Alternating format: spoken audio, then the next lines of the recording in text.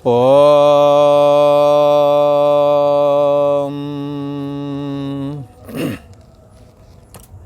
श्री योग वासिष्ठ के उत्पत्ति प्रकरण में श्री वशिष्ठ जी महाराज बोले, हे राम जी, जैसे केले का वृक्ष देखने को विस्तार सहित भासता है, अच्छा लगता है केले का पेड़, और परंतु हे राम जी उसके भीतर सार कुछ नहीं होता है। केले के थंब को, केले का पेड़ आप पत्ते खोलते जाएं, परंतु आप सारा खोल देंगे, अंदर कुछ सार निकलता नहीं है। जैसे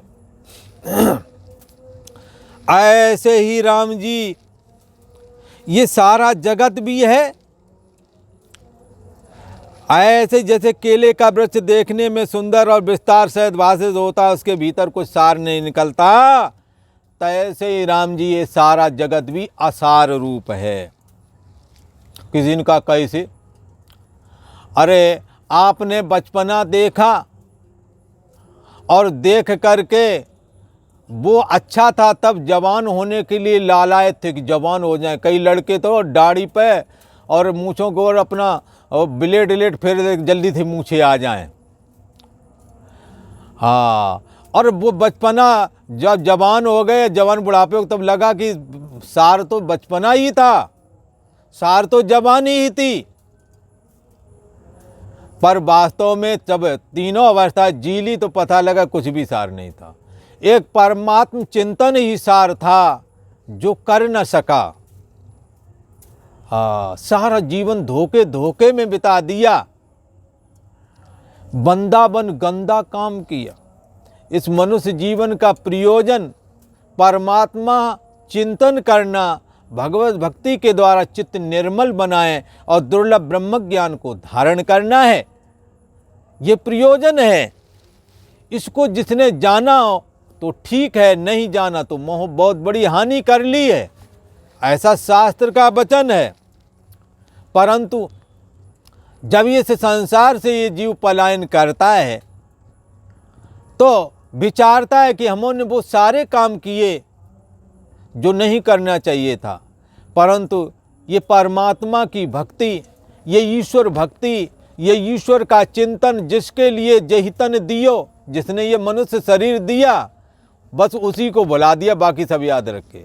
जहितन दियो ताय बिसरायो, ऐसो नमक हरामी, मोसन कवन कुटिल खल कामी। ऐसा संतों ने कहा। ये मनुष्य का शरीर बड़ा दुर्लभ बताया गया। किस लिए? ताकतवर है ऐसी बात नहीं, इसके शरीर की चमड़ी भी काम में नहीं आती है, कोई अंग बाद में काम नहीं आता है, जबकि जानवरों के अंग काम आ जाते हैं। परंतु इसकी महिमा सबसे ज़्यादा है। वो क्यों है? ये तन भवसागर को बेरो, ये शरीर भवसागर पार करने के लिए एक बेड़ा की तरह है, एक नाव की तरह है।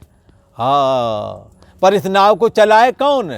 कर्णधार, शरीर रूपी नौका, कर्णधार सतगुर दृढ़ नावा, दुर्लभ साज सुलभ कर पावा। हाँ, गुरुओं का आश्रय मिल जाए, संतों को, संतों का जो ज्ञान है, संतों का साथ, सतशास्त्र चिंतनम साधु नाम समागम, संतों के माध्यम से सतशास्त्र का स्वाध्याय करने को मिल जाए, भगवत चिंतन करने को मिल जाए, तो जीवन धन धन हो जाता है। और जो जीवन, जिसके लिए वशिष्ठ जी महाराज कहते हैं कि ये केले के पेड़ की तरह इसमें सार कुछ नहीं निकलता, तो सही बात है। बहुतों को सुना है, यहाँ आते भी हैं अपने पास में, ब्याह शादी किया, जॉब भी करे, सब खूब कमाया, पर कुछ सार नहीं मिला।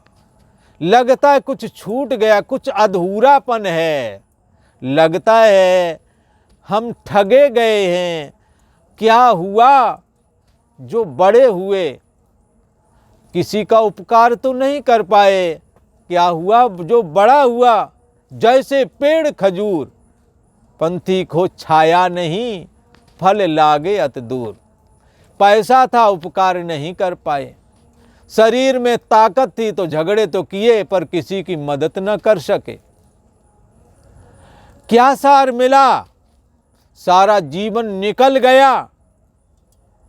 किसी को संयोग से सतशास्त्र और साधु समागम प्राप्त हुआ, तब अब आगे जीवन नहीं है। हमारे यहाँ एक आते थे, सारा जीवन सरकारी नौकरी में बिताया। वो कहते थे कुछ भगवान जीवन और बख्श दे तो कुछ मैं भजन कर लूं। पर संयोग से वो हमारे पास आए, कुछ समय रहे और घर जाके ही शरीर शांत हो गया, नहीं दोबारा लौट पाए। जीवन निकल गया तो जीने का ढंग आया, जब समा बुझ गई तो महफिल में रंग आया। इसलिए समय रहते हमने ये काम करना है। जीवन जीने वालों ने कहा, हमने जीवन जिया, ब्याह किए, बच्चे हमारे हैं, पर जैसे हैं वैसे नहीं हैं। कोई खबर अतर हमारी नहीं लेता है। कहीं ने कहा कि हमारे बच्चे हैं, अच्छे हैं, पर विदेश हैं। पानी, एक गिलास पानी का सहारा नहीं। बीमार हो गए, अकेले दवा कराने जाते, नहीं जाने लायक तो पड़े रह जाते हैं। कई कई तो राम राम सत्य हो गए। काफ़ी दिनों बाद पता लगा कि इसमें तो एक बुढ़े रहते थे, कहाँ गए। जब गंध आई तो पता लगा, खोला तो बोले राम राम सत्य हो गया था, बॉडी भी गल करके सूख गई।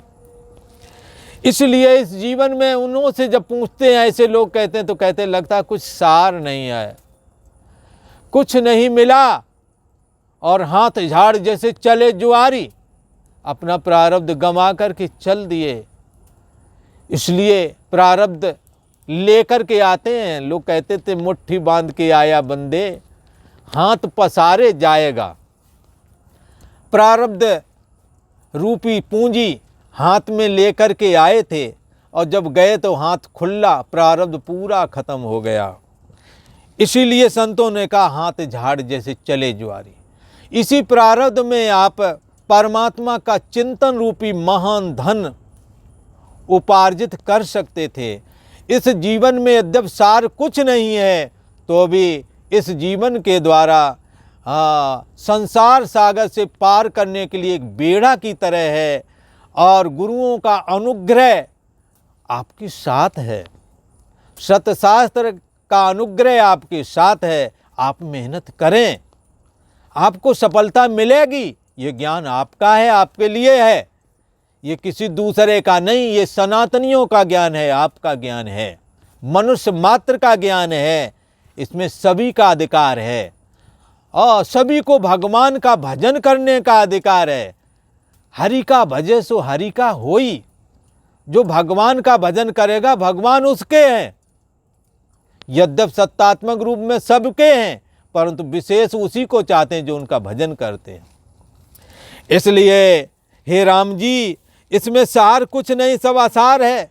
जैसे नदी का प्रवाह बहता है और लगता है ये नदी का जल वही जो है, वो जो कल को देखा था, पर कल वाला पानी तो गया समुद्र में, आज ये नया है। तो प्रतिक्षण ये शरीर जो बचपने वाला देखा था नष्ट हो गया, जवानी वाला देखा था नष्ट हो गया, आज नया है।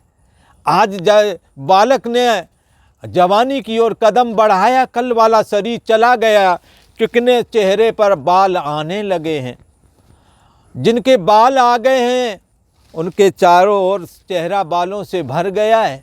कल को एक एक करके सफ़ेद होना चालू हो जा रहे हैं।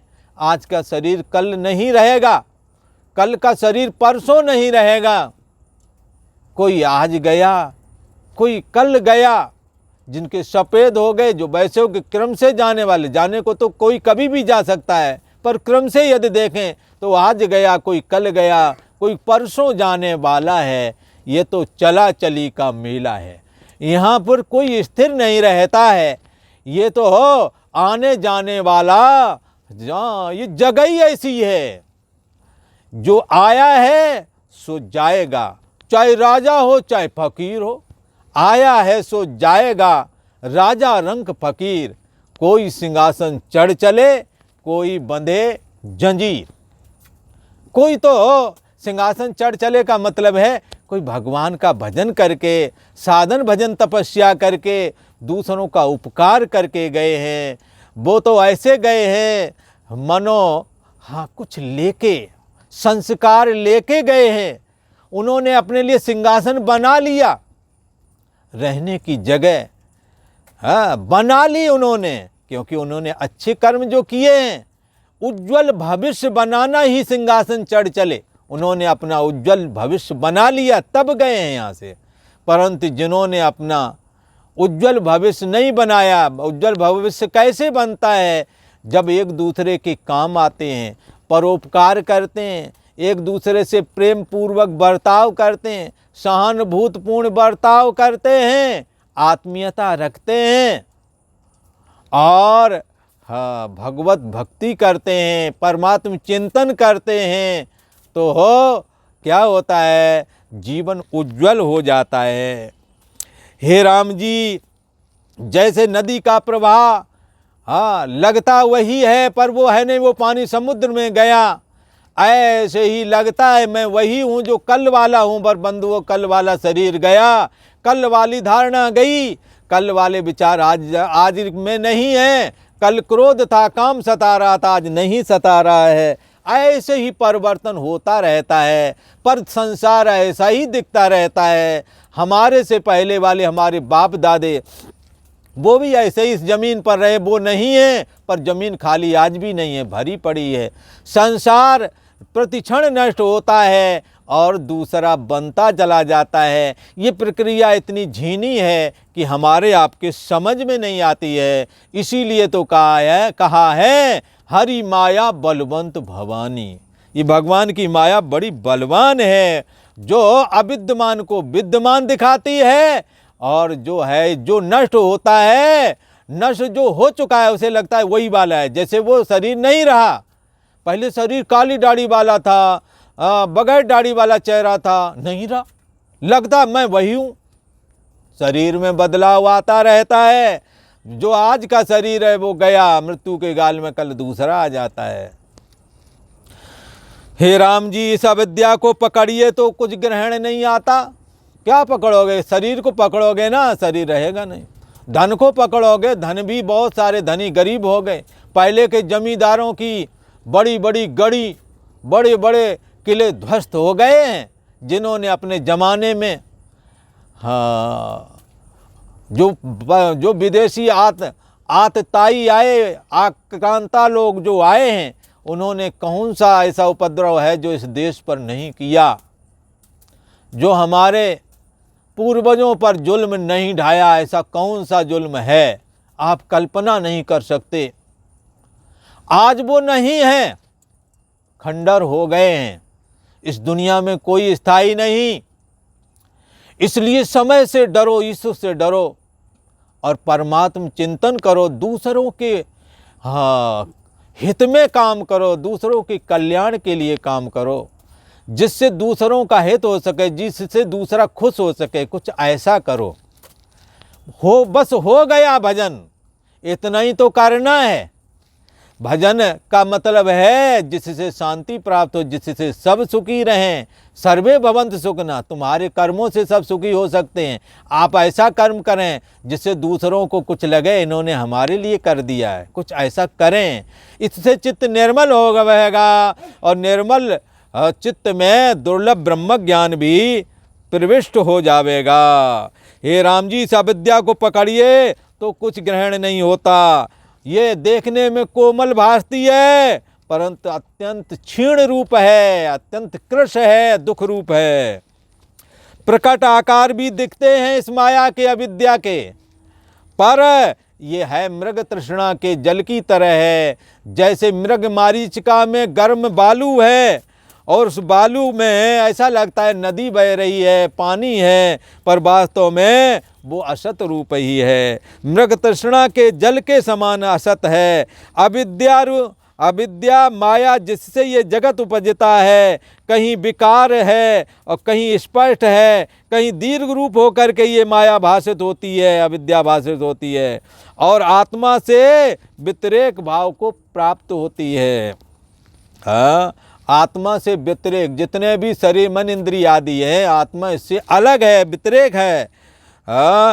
अविद्या माया जिससे ये जगत उपजता है, कहीं विकार है, कहीं स्पष्ट है और कहीं दीर्घ रूप भासती है, और आत्मा से व्यतिरेक भाव को प्राप्त होती है। ये अविद्या, ये माया जड़ है, परंतु आत्मा की सत्ता पा करके ये चेतन जैसी दिखने लगती है, चेतन हो जाती है, तो भी हे राम जी ये असत रूप ही है, ऐसा ही समझना। एक निमेष के भूलने से ये बड़े भ्रम को दिखा देती है। जब आत्मा को हम भूल जाते हैं तो देह में मैं बुद्धि तुरंत करा देती है, जगत में सत्यता बुद्धि तुरंत करा देती है। जहाँ निर्मल प्रकाश रूप आत्मा है उसमें अंधकार दिखा देती है। हे राम जी, मैं आत्मा को नहीं जानती, ऐसा कौन कहता है? अविद्यात्मक सोच वाला। निर्मल प्रकाश रूप आत्मा जो है उसमें अंधकार दिखा देती है। कौन सी दिखा देती है? अविद्या। और मैं आत्मा को नहीं जानती, अविद्या ये आत्मा को नहीं जानने देती है, अंधेरा कर देती है। जैसे उल्लू को और चमगादड़ को दिन में अंधेरा दिखता है, जैसे उल्लू को सूर्य में अंधकार भासित होता है राम जी, तैसे ही मूर्ख को अनुभव रूप जो चैतन्य सत्ता आत्मा है वो नहीं भासित होता है, और उस आत्मा की जगह जगत भासता है। सो हे राम जी ये जगत असत रूप है। हाँ, जैसे मृग तृष्णा की नदी का विस्तार भाषित होता है, परंतु वहाँ नदी होती नहीं, जल का आभास ही होता है। जैसे मृग तृष्णा की नदी विस्तार सहित भासती है, तैसे ही ये आत्मा के अज्ञान से ये जगत भाषित होता है। और आज इतना ही, आगे का प्रसंग आगे वाले एपिसोड में आपको सुनने को मिलेगा। ओम।